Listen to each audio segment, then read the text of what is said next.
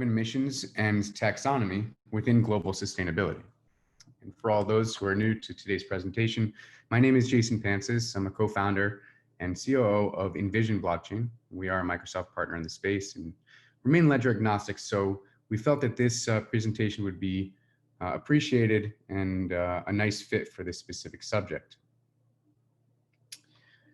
So just moving forward into unveiling a little bit about the TTF, or the Token Taxonomy Framework, we've been part of this journey, so to speak, for quite some time, and there's been some changes, and just recently a brief debut as to some of the changes with respect to the Inner Working Alliance, or the IWA, was made at the Consensus Blockchain Week 2020 convention, which is a virtual event, and there's more news to be put out, so I guess just stay tuned. But the premise and the basics of what comprise the TTF, or the Token Taxonomy Framework, remain intact. That's what's critical, and it's a business approach first. The concept of tokenization and the way business leaders around the world can begin taking a deeper dive and explaining to the community, or within their own organization, what they feel and find is value within the tokenized world.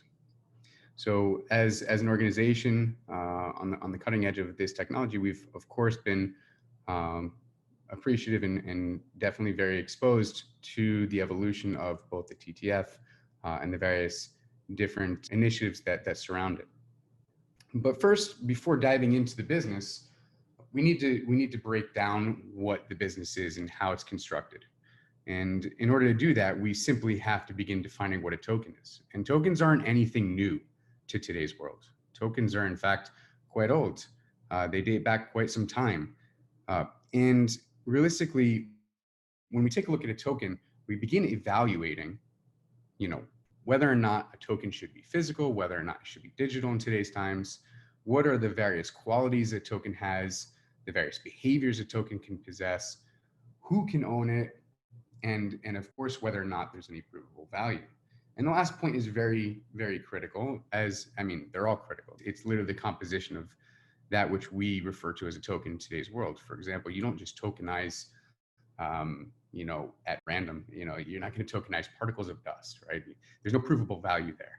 Explaining its behavior is going to be just a very random thing to do.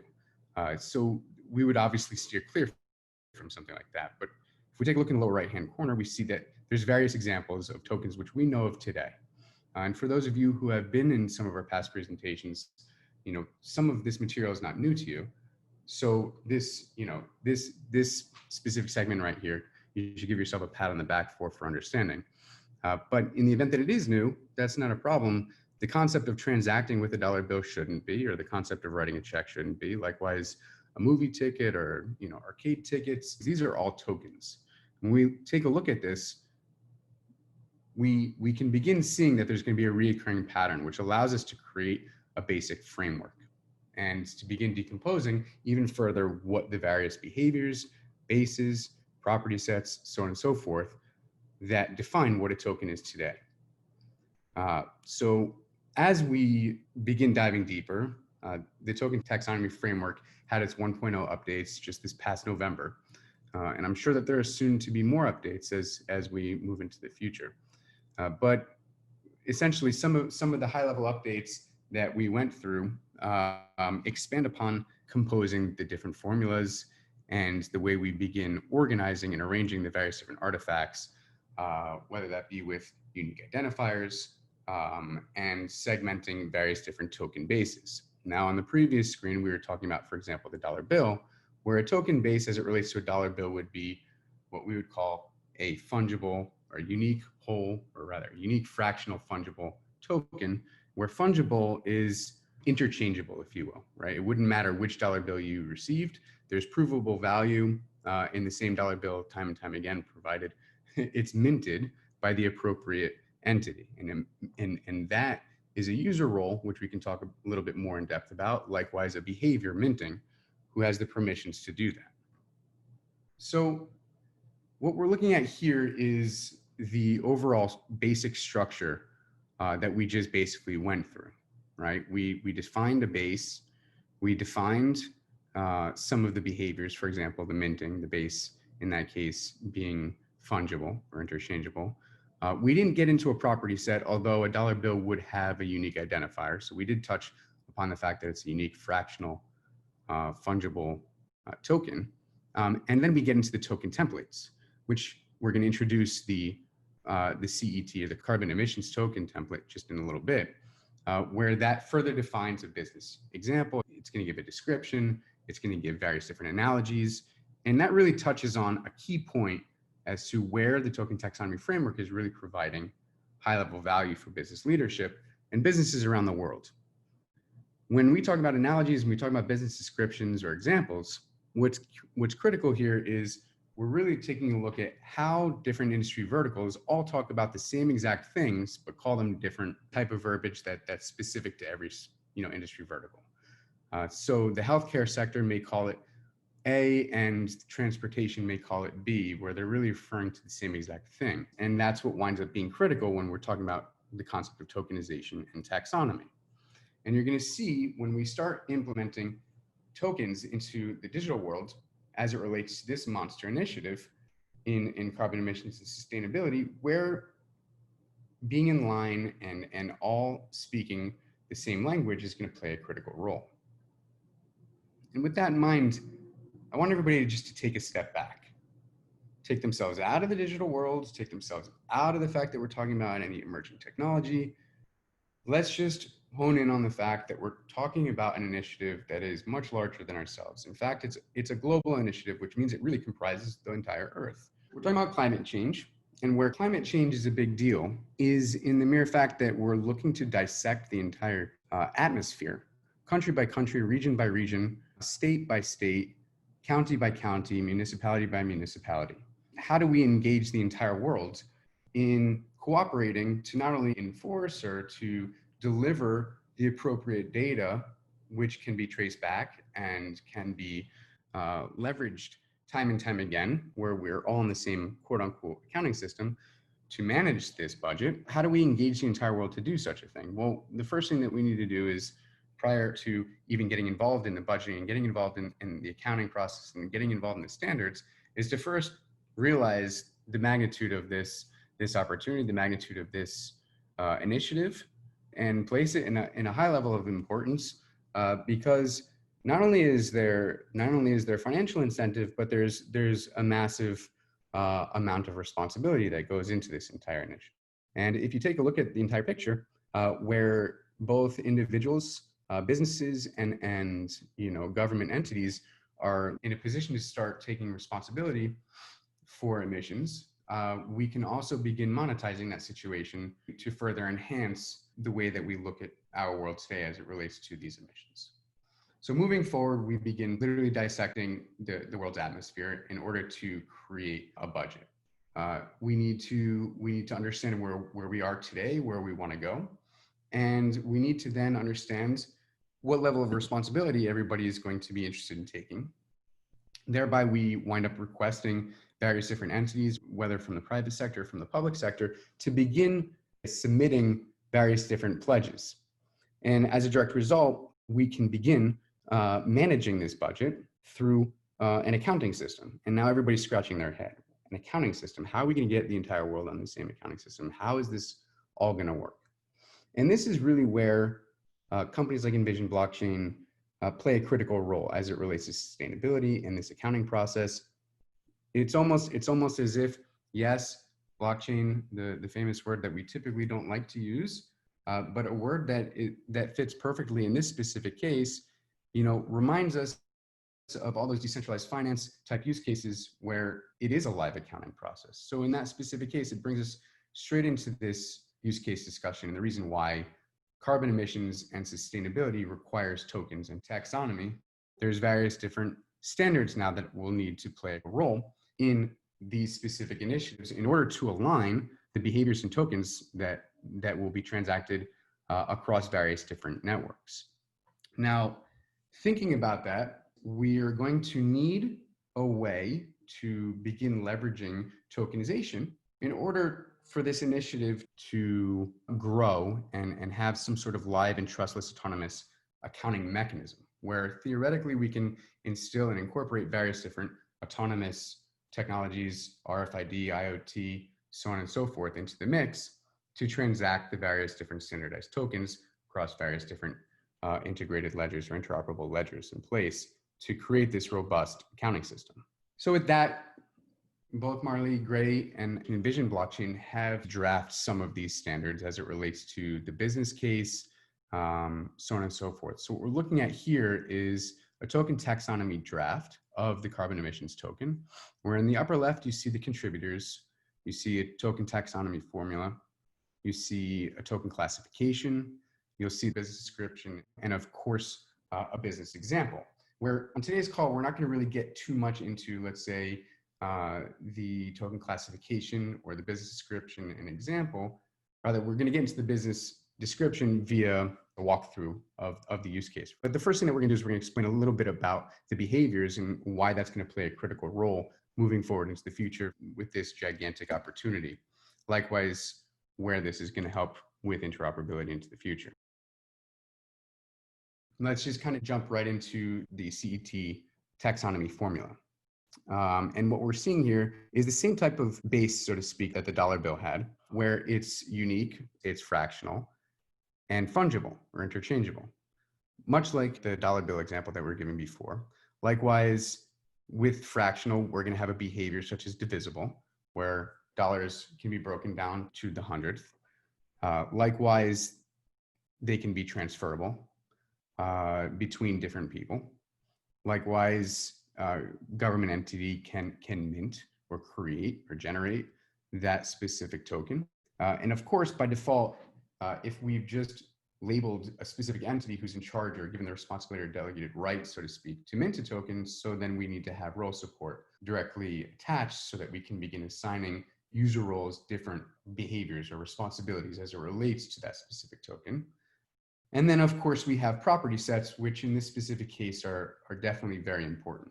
And property sets, in this specific case, directly relate to this specific use case. So the carbon emissions generator object is a very interesting way to capture various different data points as a token moves. Likewise, the greenhouse gas protocol scope and category is the way that we can begin adhering to a specific pledge for our organization or whatever entity that is that has that specific pledge, so that when a token or the CET is minted, not only can we track each individual happening as it relates to the data points that are going in, but we can also capture the pledge for which the data points relate to. And we'll get to that here just into the next screen.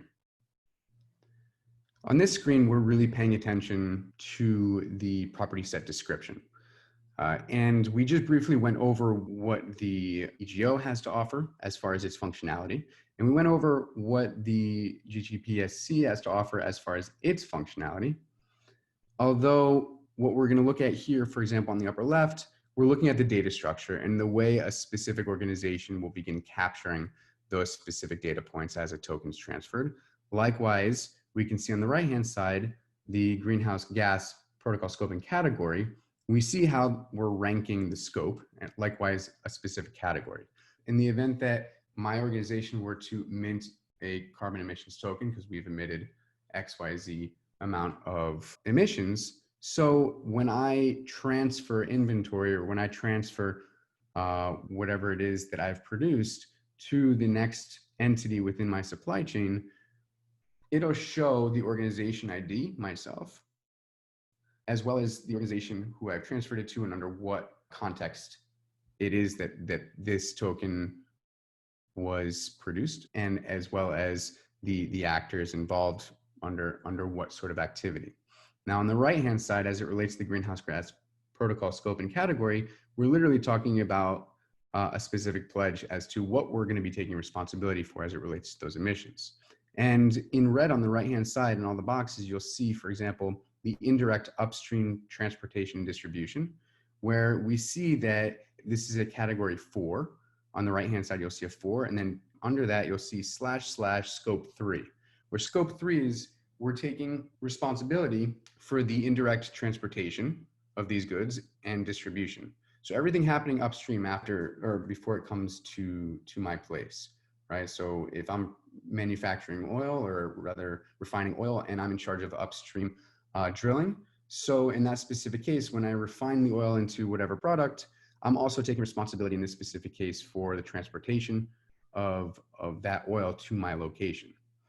And in that specific case, where it's an indirect plus supply chain type of scope, whereas, number 9 is also the same scope, but now we're also taking responsibility for downstream transportation and distribution. And likewise, we're going to take responsibility at scope 1. This is direct emissions from our, let's say, refinery for our facilities, right? So that's a direct scope, and wouldn't involve any other participants of the supply chain. But in this specific case, we already established the fact that we have an organization ID that will establish this EGO, and they'll have the delegated right to mint this CET, and they may drill oil, offshore, onshore, whatever the case might be, and we're going to pay for the transportation, the upstream transportation to our location, so that we can refine the oil to whatever derivative, whether that's gas or heating oil, or realistically whatever derivative. And from that specific point in time, moving forward, we're also going to, when I say pay for, I mean we're going to take responsibility, as that's part of our pledge for downstream transportation and distribution. So I know we have just a couple minutes left here, and this is where we're going to get into a little bit more of a visual as it relates directly to this specific business use case within an energy supply chain. So here we're showing company A, and company A, just as in my previous example, has produced now 2,000 barrels of oil. And right off the bat, what we see is the second we began showing this company A, you see in the bottom there, number 1, company A, PHEGO and PHGGPSC, right? So that's both the emissions generator and the greenhouse gas protocol that begins reporting all of the actions, the identification of company A, and the EGO that it winds up producing. And then of course, it's going to be tied to its company has a delegated right by company B to begin putting this scope and category attached and minting these tokens. So what we see now is this accounting process coming to light with respect to the way that we can begin looking and reporting the various different pledges that a company can make relative to its starting point and the various different emissions produced as a result, all the way through a specific supply chain. And at this specific point in time, we see that company A has now transferred the 2,000 barrels of oil over to company B. And as a direct result, company B can now take delivery of the 2,000 barrels of oil, and they can now refine and begin transporting downstream the 2,000 barrels which have been refined, still under the same scope and still the same category. That won't change, although you can see that the EGOs are adding up. So on the bottom there, we originally saw that one, company A, who minted this token, has the original EGO and the GGPSC remains a constant. Likewise, company B takes delivery, refines the oil, and all of a sudden adds their data points into the EGO, so to speak. And again, the GGPSC remains a constant. Likewise, when a transportation organization were to go and pick up the inventory and bring it to, let's say, a storage location, we can see now that there's been 4 different actions that had taken place where the EGO should have recorded those different actions within a supply chain, all by which the scope and category can remain the same because company B is taking that level of responsibility. Now, this is a very simple use case and doesn't necessarily get into the intricacies of when you're crossing different regions, how that's going to impact the accounting process, and that's an entirely separate conversation. But this should at least give you, in this limited time, a decent understanding as to how tokenization is going to help with a live, autonomous, way that we can begin accounting for this massive global initiative. So with that in mind, once we're capable of reporting against these specific statistics and reporting against every company's pledge and their associated emissions against that, we can begin diving deeper into various different approaches to what we call nested accounting, which, as I had mentioned, is definitely a more intricate conversation, which we would be happy to get into for anybody who has any specific questions on that. Which is why, Envision Blockchain realistically has set out to have various different consultative workshops where we cover this specific information and detail various different use cases. And that's realistically what our company does. If you're interested in finding out more about us, generally speaking, we are a consulting organization and custom software development company. So we've been in the enterprise blockchain space for the past couple of years. We've done some excellent work with various different ERP systems, specifically Dynamics 365 and various different ledgers, and make use of various different modern cloud and on-prem type solutions in doing so. But most important, you can see in the upper right-hand corner there, some of our workshops will include things like carbon climate and sustainability. Some of our first use cases and workshops were around quality assurance and sustainable certification. And of course, we play a critical role in the baseline protocol, which is where we've done a vast amount of our work with different ERPs and various different Dynamics integrations. Well, thank you guys very much for joining. Feel free to reach out to us and ask any additional questions that you may have. Happy to engage in these sort of conversations. Always very interesting.